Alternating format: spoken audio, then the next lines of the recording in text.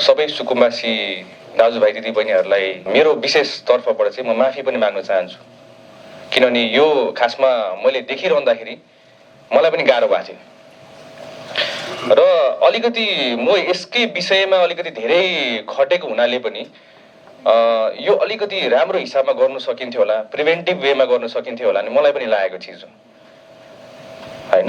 कुनै कुरा सही छ भने सही नै भन्नुपर्छ जस्तो चाहिँ मलाई लाग्छ। त्यही भएर यो विषय पनि डिजास्टर आइसकेपछिको जुन चाहिँ फेज छ त्यस्तै सिनारियो देखिएको छ।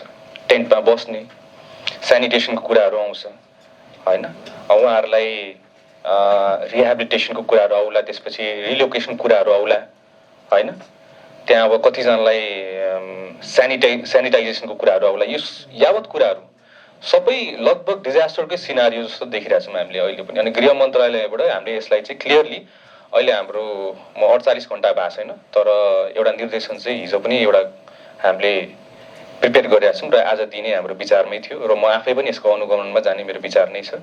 त्यही भएर हेमानज्यूहरूलाई यो सजेसन दिनुभएकोमा धेरै धेरै धन्यवाद।